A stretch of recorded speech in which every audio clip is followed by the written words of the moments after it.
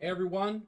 So King's Fall is now out here on Destiny 2, and because I'm not actually going for World's First on this, because I don't have a team, we're just going to show you all the loot that you can get from it and all of the guns and stuff like that. We're not going to look at the actual roles right now, but we are just going to show you everything that you can get.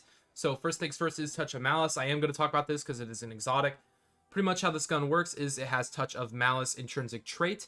So the final round of the magazine deals bonus damage, drawing from the wielder's life force, and then regenerates itself, rapidly defeating 3 targets, restores health.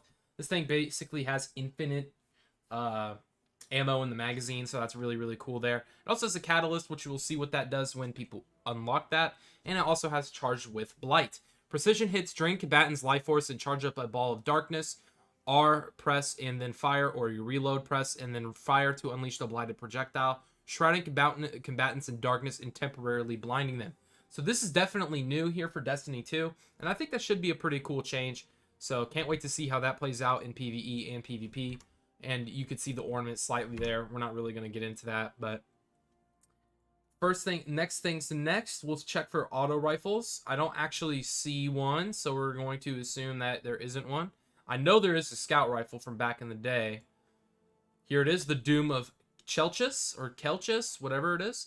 Here is the gun, as we can see. Oh, that looks really cool. Sorry. You can see that it has rangefinder and Eye of the Storm on it. That's kind of interesting, but it also has runneth over. Reloading near allies overflows the magazine. This is a fantastic origin trait. It's going to be great in PvE. PvP, I don't think as much, but that is definitely really, really cool. So can't wait to see how that plays out.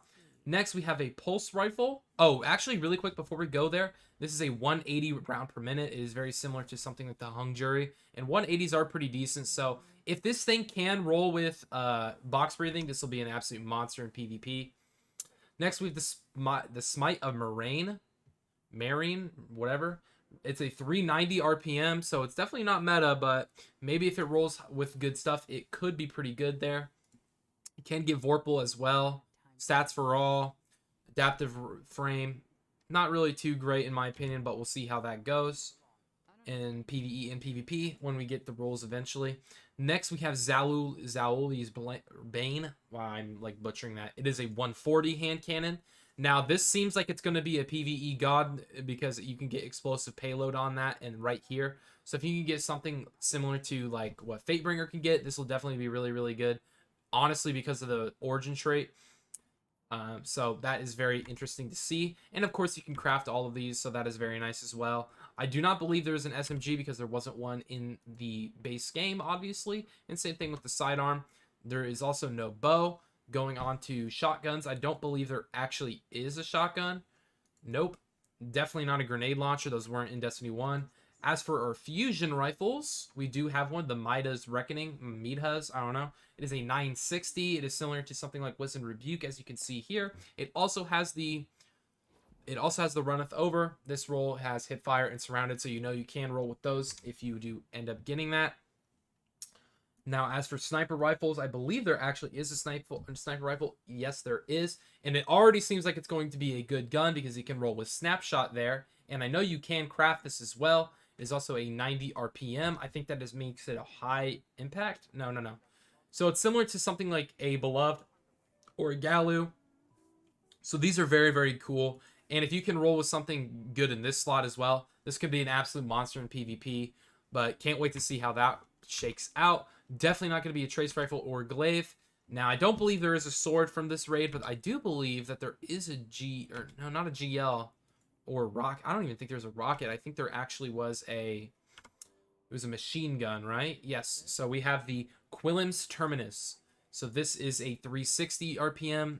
So that makes it a high impact frame there. We have dynamic sway, firing line, runneth over, fluted barrel. Seems like it could be pretty decent, but who knows? Haven't gotten to play around with it, obviously. And then finally, we have armor here. I'm just going to go quickly over this. So if you were interested in any of this armor, this is all up for grabs as well. We have this helmet. I always am a big fan of this armor set from Destiny 1, so glad to see it make its return. So those are the gloves on Titan. Chest piece. Chest piece is all right, in my opinion. It's not my favorite. Then we have the booties.